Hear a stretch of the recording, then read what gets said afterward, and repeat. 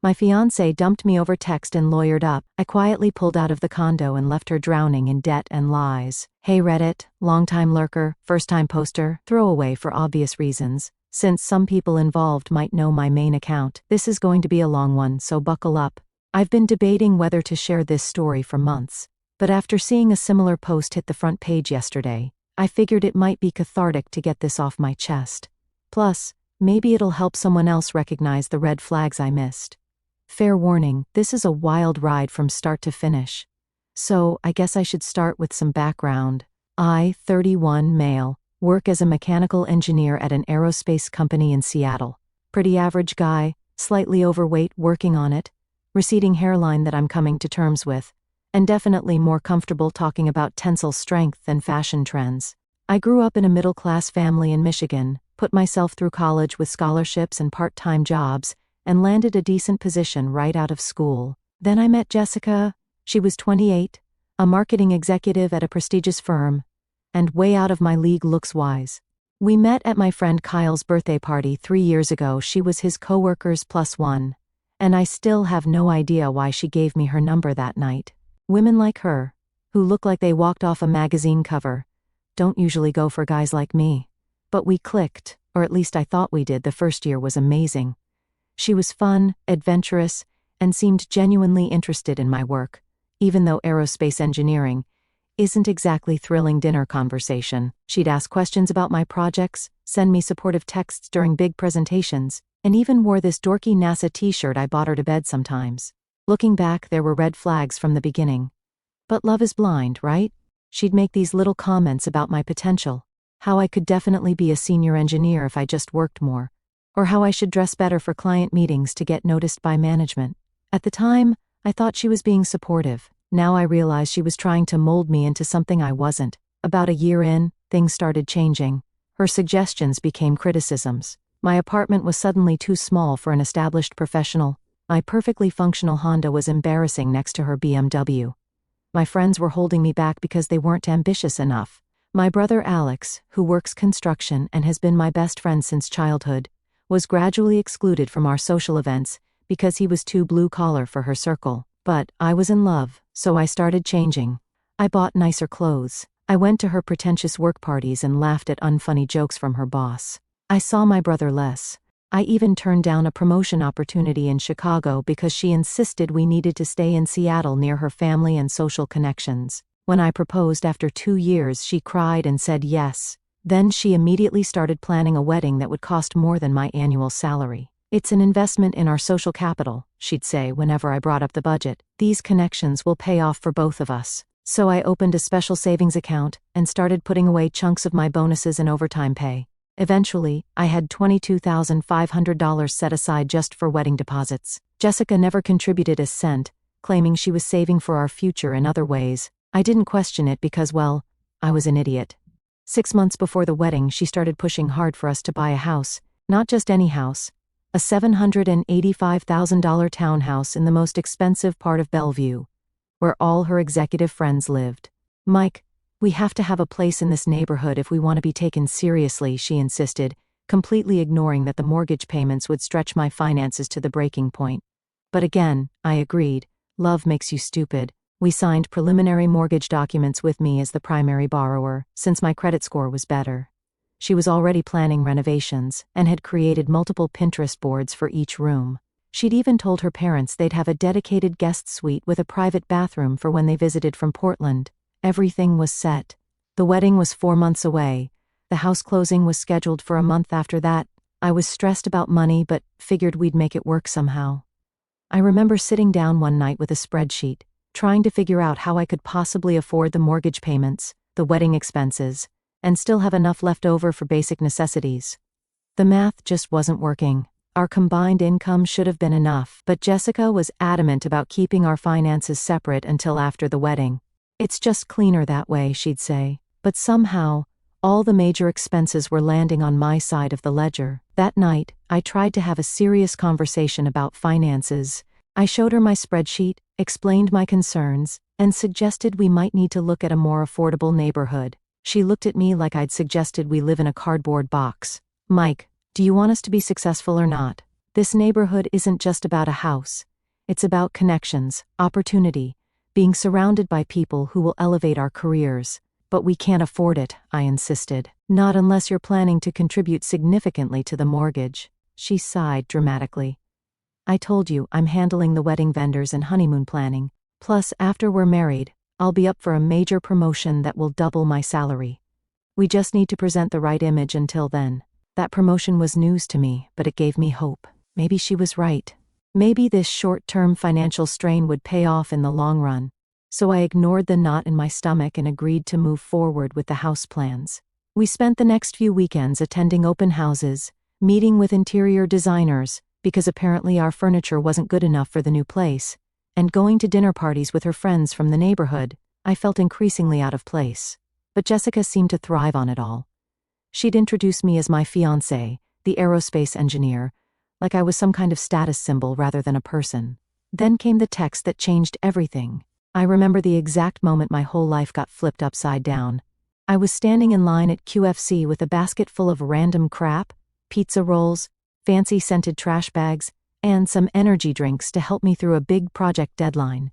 My phone buzzed, and I saw Jessica's name pop up. Didn't think nothing of it at first. Figured it was about dinner plans or more wedding venue drama that had been consuming our conversations lately. Instead, I got 8 words that felt like a punch to the gut. Wedding's off. Expect a call from my lawyer. That was it. No explanation, no emotion, not even proper punctuation except that cold period at the end. Like I was just some business deal she decided wasn't worth her time. I just stood there, frozen like an idiot. The cashier had to tell me twice it was my turn.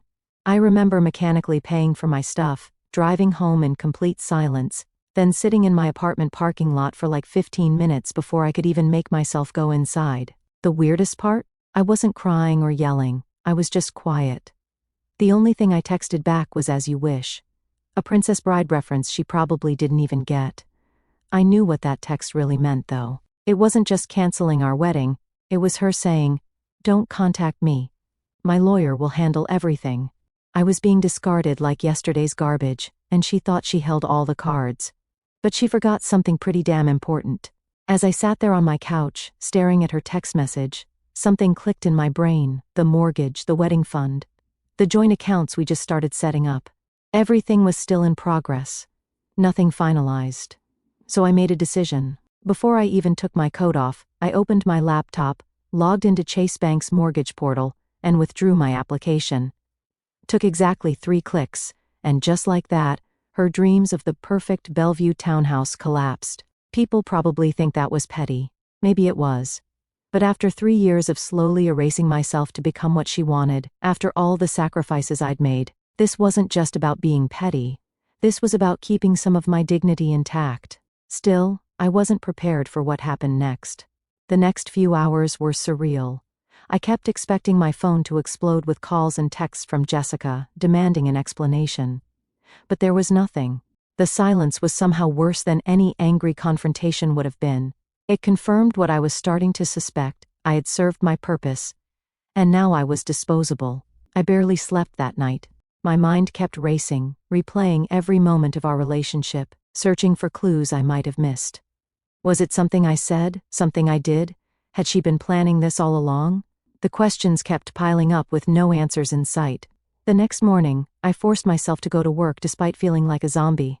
My team lead took one look at me and asked if I was sick. I hesitated, then just said, "Jessica ended things." Called off the wedding. The sympathy in his eyes almost broke me. "Take the week off," he said quietly. "This project will still be here when you get back." I nodded gratefully and headed back home, stopping at a grocery store to pick up some comfort food. That's when I saw it.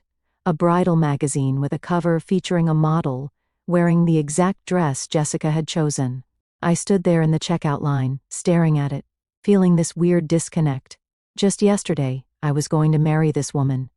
Today, she was a stranger who had decimated my life via text message. Back at my apartment, I started gathering Jessica's things, the clothes she kept at my place, her toiletries, a few books. It wasn't much, considering we'd been together 3 years. It struck me then how little of herself she had actually invested in our relationship. Even her presence in my home was minimal, always insisting we spend time at her place because it was nicer. Another red flag I'd missed. I boxed everything up neatly, labeled it Jessica's things, and set it by the door. Then I did something I'd been putting off for months. I called my brother Alex. Our conversation was brief but healing. He didn't say "I told you so," even though he'd never fully trusted Jessica. He just said, "I'm coming over, and I'm bringing pizza." That night, catching up with my brother, I felt a strange mix of devastation and relief. The devastation was obvious. My future had just imploded, but the relief, that took longer to understand. It was like I'd been holding my breath for 3 years, contorting myself to fit Jessica's vision, and now I could finally exhale. Less than 48 hours after getting that text, I'm sitting on my couch, eating those same pizza rolls I bought at the store, when my phone rings. Unknown number. I let it go to voicemail because I'm not dealing with that stress right now. A minute later, this message appears. "Hello, this is Rebecca Goldstein, attorney for Ms. Jessica Chambers. We urgently request a callback regarding your mortgage withdrawal, as this action may constitute breach of contract or financial interference. Please contact us immediately." I almost laughed at the urgently request part. Suddenly her lawyer wasn't so cold and clinical anymore. Funny how that works when you hit people in the wallet. I didn't call back. Instead I just waited, and sure enough, more calls followed. Emails too, all with increasing desperation. They weren't expecting me to fight back. Jessica, in her typical fashion, must have assumed I'd be completely destroyed. Maybe even begging her to reconsider. But I wasn't. I was just done. The next day, I got a call from our mutual friend Kyle. He sounded super awkward. "Hey man, did you really pull out of the house deal?" "Yep," I said. "Okay," because Jessica's freaking out. Apparently she already ordered like $18,000 of custom furniture and told all her friends at work they should start looking for places in the same neighborhood. I almost said not my problem but bit my tongue. Didn't want to come across as cruel, even though honestly I could have. Kyle hesitated before adding, "She said you're being vindictive, that you're doing this to punish her. She even had the nerve to tell everyone at the office yesterday that you were financially abusing her by pulling out of the mortgage." That made me laugh out loud. Financially abusing her? The woman who never contributed a cent to our future home or wedding? The woman who just tried to dump me by text after 3 years together? Kyle, she can say whatever she wants. I'm not buying a house with someone who breaks up with me by text message. There was a long pause before Kyle said something that really got to me. "Yeah, that's fair. But just so you know, she's been telling people different stories about why you guys broke up. To some people she's saying it was mutual. To others she's hinting that there were problems she couldn't talk about. It's weird, man." After we hung up, I sat there thinking about those problems she was hinting at. What was she trying to imply? That I was abusive? Unfaithful? The fact that she was spinning different stories to different people showed me she was in damage control mode. But why damage control if this was her decision? Something wasn't adding up. The days that followed were a strange mix of emotional numbness and moments of startling clarity. I found myself remembering conversations with Jessica that had seemed innocuous at the time, but now took on a sinister glow. Like the time she casually mentioned that her ex had been financially generous with her and how she'd expected more from him, or how she'd react with barely concealed disappointment whenever I'd mentioned saving for retirement instead of spending on luxury items. I started going through old photos on my phone, pictures of us together at various events. It was like looking at strangers. In almost every shot, Jessica was perfectly posed, aware of the camera, while I looked slightly uncomfortable, like I was trying too hard to fit into her world. When had I become so disconnected from myself? The financial reality hit hard too. I checked my bank accounts, adding up how much I'd spent on our relationship over the past 3 years. The total was staggering. Nearly $65,000 on trips she'd insisted we take, restaurants where the bill always mysteriously landed in front of me, gifts for her work milestones, and of course, the wedding fund. Meanwhile, her contributions had been minimal, occasionally cooking dinner or buying me birthday presents that were nice but nowhere near equivalent to what I'd spent. It wasn't just about the money though. It was about the imbalance. The take and take and take with very little give. I'd been so blinded by what I thought was love that I hadn't noticed how one-sided our relationship had become. A week after the breakup text, I finally forced myself to cancel the wedding vendors. Each call was painful in its own way, explaining that the wedding was off without going into details. Most were understanding, though I lost some deposits. One vendor, a small family-owned bakery that was going to make our cake, particularly stung. The owner, an older woman who had seemed genuinely excited about our design, sounded so disappointed. "You two seemed so in love when you came in for the tasting," she said softly. "I thought we were," was all I could reply. After canceling the last vendor, I poured myself a cup of coffee and sat on my balcony, watching the Seattle rain. For the first time since the text, I felt tears welling up, not for Jessica, but for the future I thought I had. The life I'd planned and lost, the person I'd twisted myself into becoming. But beneath the grief, something else was stirring, a quiet determination, a realization that I'd been given a chance to reclaim myself before making what would have been the biggest mistake of my life. As painful as this was, maybe it was also a gift. That's when my phone lit up with another notification, an email from the mortgage broker confirming the withdrawal of my application. The subject line read, "Application terminated, future options available." It felt oddly prophetic. What Jessica didn't know, what nobody knew, was that I had started noticing weird things in the weeks before her text. There were signs, looking back, late-night work emails that she'd hide her screen for, unexplained client dinners that seemed to run suspiciously late, the way she'd immediately lock her phone when I walked into the room. I had noticed all of it. I just didn't want to believe what it might mean. But now, with everything falling apart, I felt like I was finally seeing clearly. So instead of replying to her lawyer or trying to salvage anything, I stayed quiet. Let them panic. Let them wonder what my next move would be. And in that silence, the truth started bubbling up to the surface. 3 days after the text, there was a knock on my apartment door around 8 p.m. I wasn't expecting anyone. It was her father, Mr. Chambers. The last time I saw him was at dinner a month earlier, when he gave this emotional speech about how proud he was to welcome me into their family. Now he just looked tired and embarrassed.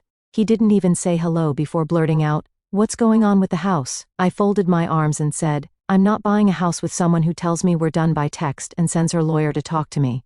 Are you here as her representative?" His eyes darted down. "No, I'm here because she won't tell us anything straight.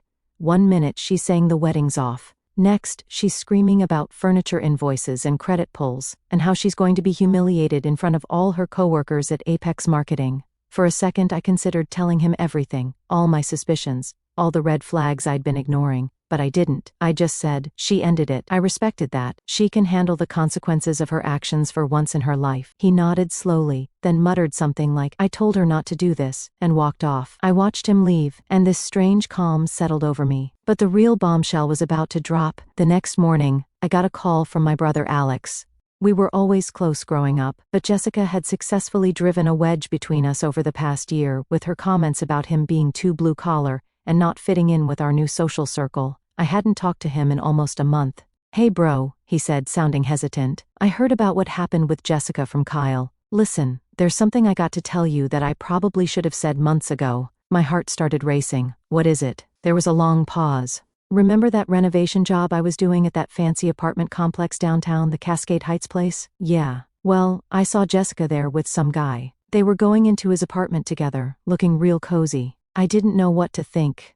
Maybe it was a work thing, but the way they were touching each other. I took a picture just in case, but I wasn't sure if I should tell you. Didn't want to mess things up if I was wrong." He texted me the picture while we were still on the phone.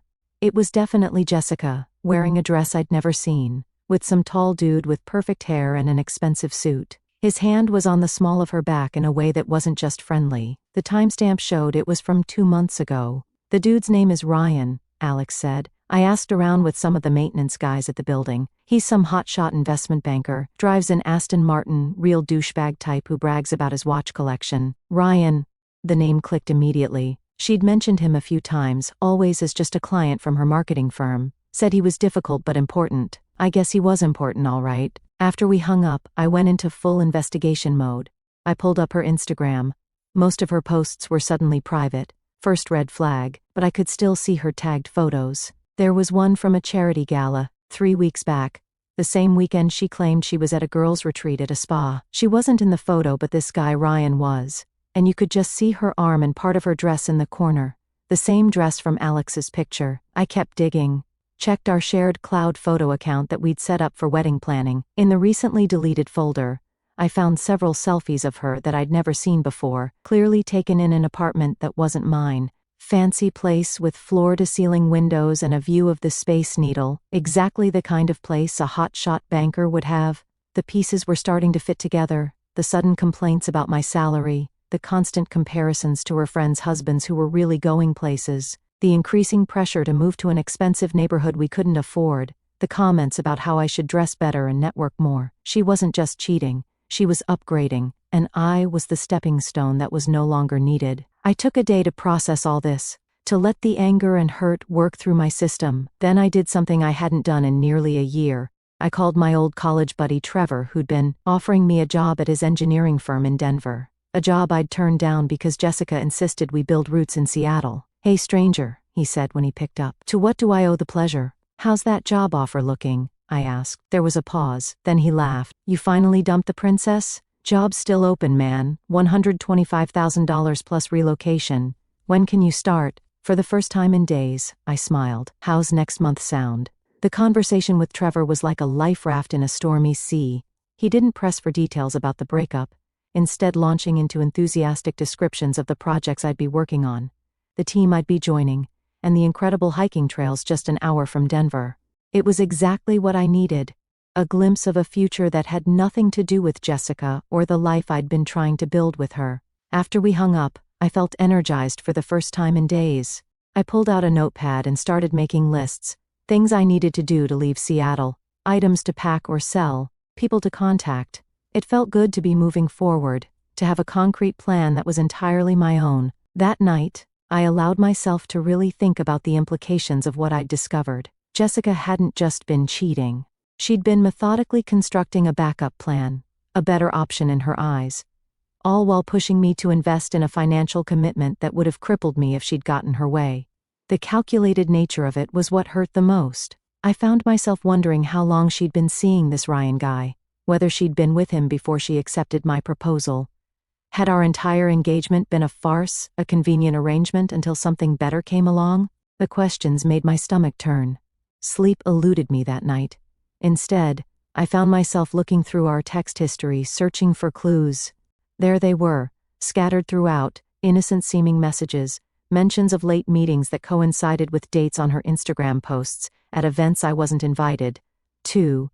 Cancellations of our plans at the last minute for work emergencies, and increasingly frequent complaints about my lifestyle choices, my financial decisions, even my hobbies. By morning, I was exhausted but clear-headed. I drafted a formal email to my landlord, giving notice on my apartment. I applied for a Colorado driver's license online. I sent emails to the few friends I'd maintained, despite Jessica's disapproval, letting them know I was moving. Each action was a step away from the mess she'd left me in, a reclaiming of my independence. But even as I was moving forward, Jessica's presence lingered like a ghost. Her lawyer sent another email, more demanding than the first, insisting that I had legal and moral obligations regarding the house purchase. I forwarded it to a lawyer friend without responding. Her father's words, "I told her not to do this," kept echoing in my mind. What exactly had he warned her against, breaking things off, or the way she'd done it? It was becoming clear that Jessica's carefully constructed image was beginning to crack under pressure, and I suspected that the revelation of her affair with Ryan wasn't the only secret about to come to light. Just when I thought things couldn't get more dramatic, my bank called the next morning. Not an automated message, an actual fraud prevention specialist. Apparently, someone had tried to withdraw the entire $22,500 from our joint wedding savings account at 11:37 p.m. the previous night. The transaction was flagged as suspicious because it was attempting to transfer all funds to a private checking account under only Jessica's name. I immediately put a freeze on the account and asked for records of all recent access attempts. While I was still on the phone with the bank rep, my email pinged with a new message. Subject line, "Urgent regarding wedding funds." It was from Rebecca Goldstein, Jessica's lawyer. "Mr. Thompson, my client is concerned about the funds held in the joint savings account for your now-canceled wedding. As she made several payments into this account and paid various vendors directly, she believes she is entitled to reclaim a significant portion." I stared at the email in disbelief. This was a complete fabrication. I had every bank statement, every deposit record showing that 100% of that money came from my account. Jessica hadn't contributed a single penny. She'd always kept her money separate, claiming it was smarter financially for her to handle certain expenses directly. But now she was trying to steal my savings and claim it was partially hers. I forwarded the email to Trevor, who had a brother-in-law who practiced family law. His response was immediate: "Save everything, every email, every text. Get a lawyer yesterday." So I did. That afternoon I consulted with Cher Levan, reportedly the toughest family law attorney in Seattle. Her retainer wasn't cheap, $5,000. But the moment I explained my situation and showed her the evidence I'd gathered, she took the case. "Mr. Thompson," she said with a smile that reminded me of a shark, "you've been remarkably restrained given the circumstances, but it's time to protect yourself. Miss Chambers is clearly attempting to commit fraud." She drafted a formal cease and desist letter to Jessica's lawyer that same day, including all the bank records proving the money was solely mine, as well as screenshots of the attempted unauthorized withdrawal. She also advised me to completely cut contact with Jessica and let everything go through proper legal channels. That night, my phone exploded with notifications. Jessica had tried calling me 8 times in a row. When I didn't answer, she started texting, "I can't believe you got a lawyer. We need to talk about this like adults. You're being irrational. Did you freeze the account? I need that money for the cancellation fees." I didn't respond to any of it. Instead, I sent everything to Cher and blocked Jessica's number. The next morning, Kyle called again. He sounded stressed. "Dude, Jessica came into the office today, absolutely livid. She was telling anyone who would listen that you're trying to bankrupt her, that you're withholding her money for the wedding vendors who are threatening to sue her." "That's interesting," I replied calmly, considering I have records showing I paid for everything and she contributed nothing. "Yeah, well, there's more," Kyle said, his voice dropping. "She's also telling people you were controlling, and that's why she had to end things suddenly. That you monitored her spending and isolated her from friends." My blood ran cold. She was trying to paint me as the abuser, when she was the one who had controlled every aspect of our relationship, criticized my friends, and driven away my family. "Kyle, you've known me for years. Do you believe that?" "Of course not," he said quickly. "But people at work don't know you like I do. And Jessica can be convincing when she wants to be." After we hung up, I forwarded this new information to Cher. Her response was immediate. "This changes our approach.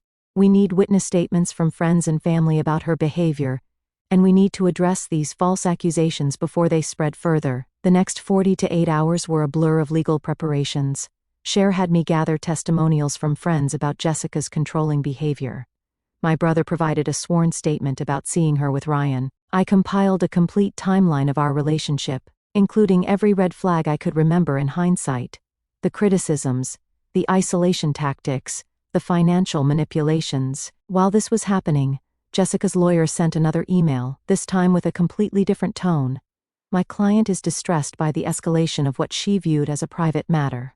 She is willing to forego any claim to the joint account if you will agree to assist with the house situation." Translation: Jessica realized she was caught in a lie about the money and was now trying to use it as leverage for the house. Cher's response was beautiful in its simplicity.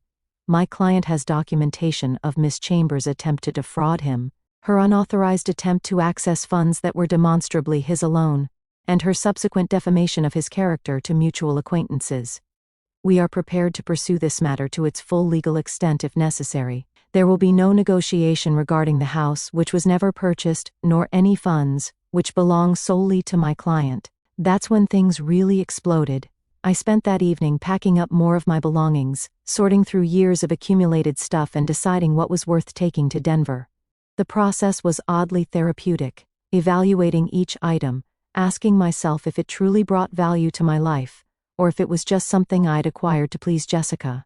The expensive watch she'd insisted I needed for client meetings? Selling it. The pretentious art books I'd never actually read? Donation pile. My beloved collection of sci-fi novels that Jessica had banished to a closet because they were childish? Definitely coming with me to Denver. As I worked, my phone continued to vibrate with messages from unknown numbers. Friends of Jessica's, I assumed, trying to guilt me into responding. I ignored them all. Cher had been clear, no contact except through legal channels. Around midnight, exhausted but satisfied with the progress I'd made, I checked my email one last time before bed. There was a message from an address I didn't recognize with the subject line, "You should know the truth about Jessica." My finger hovered over the delete button.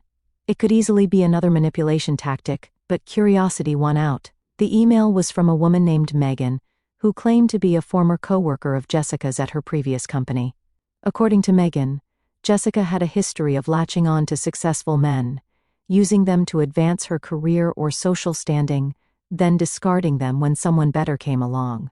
She did the same thing to her last boyfriend, A doctor who bought her a car and paid for her apartment renovations, Megan wrote. When he proposed, she suddenly found reasons to break it off. 2 weeks later, she was dating her boss. I stared at the screen, unsure what to make of this information. Was it real, or just someone with a grudge? I forwarded it to Cher without comment and finally went to bed, my mind racing with possibilities. The next morning brought a surprising development. A voicemail from Rebecca Goldstein, Jessica's lawyer, asking to speak with Cher regarding a potential resolution. The tone was markedly different from her previous communications, less demanding, more conciliatory. Something had shifted. I called Cher immediately to relay the message. "Interesting timing," she remarked. "I was just about to call you. I did some digging on MS Chambers last night, and it seems your situation isn't unique. There's a pattern here that could be very relevant if this goes to court." "The email from Megan?" I asked. "Partly that, but there's more. Let's just say your ex-fiancé has left quite a trail of financial entanglements behind her. I've got a call scheduled with MS Goldstein this afternoon. In the meantime, how's the packing coming along?" I smiled at her subtle reminder to keep moving forward with my plans regardless of the legal drama. "Making progress. Denver's starting to feel real." "Good," Cher said firmly. "The best revenge is living well, Mr. Thompson. Remember that." As I hung up, my doorbell rang. Another unexpected visitor. This roller coaster showed no signs of slowing down. Later that night, around 10 p.m., I received a Facebook message from an account I didn't recognize. No profile picture, just a name, Ryan Mitchell. "We should talk. I don't want to be part of whatever game she's playing." My hands were shaking as I replied, "Talk about what?" His response came quickly. "About Jessica. About the lies she's been telling both of us." We agreed to meet at a coffee shop downtown the next morning. I arrived early, partly out of curiosity, partly to scope out the place first in case this was some kind of trap. But right on time, in walked the guy from the photo. Tall, perfectly styled hair, expensive watch glinting on his wrist, classic finance bro. He spotted me and walked over, extending his hand. "Mike, I'm Ryan."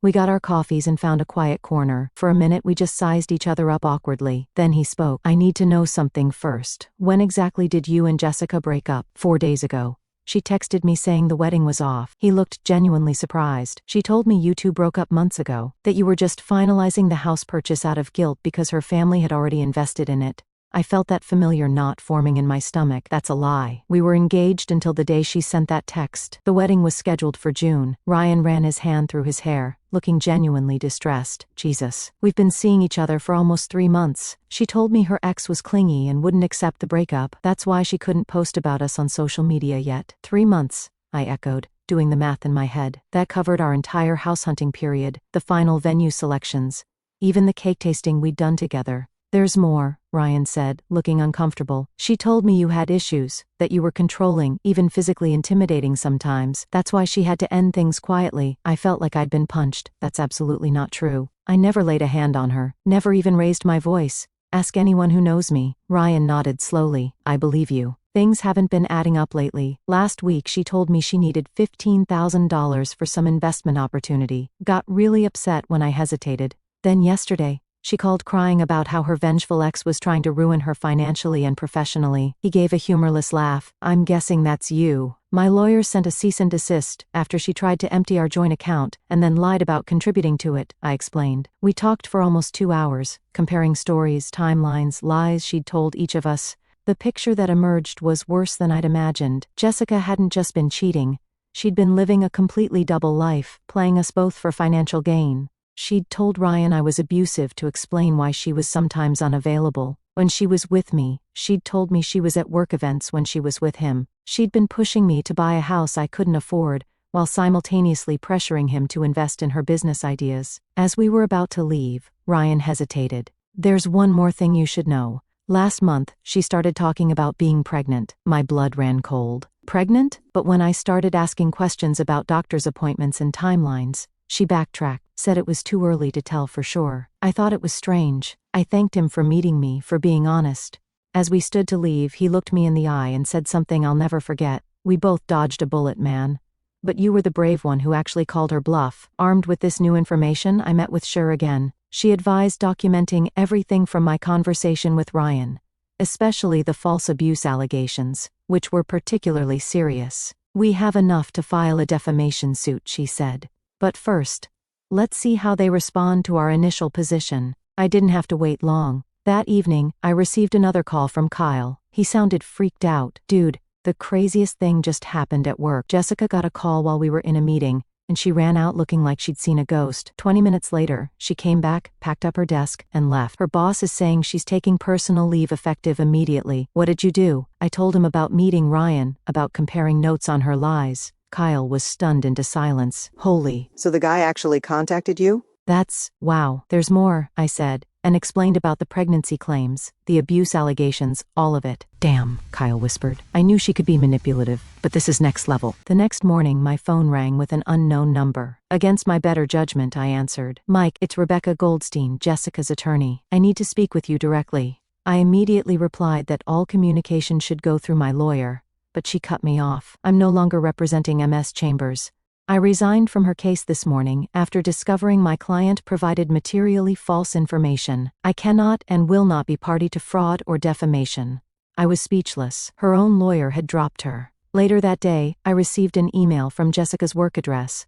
The subject line simply read, "Please." Against Cher's advice, I opened it. Mike, I know I've made terrible mistakes. I'm seeing a therapist now and taking medication for my issues. I never meant for things to go this far. Ryan told me you two met. I know how it looks, but it wasn't like that. I was confused and scared about our future. Please don't file any lawsuits. My parents are devastated. My job is on the line.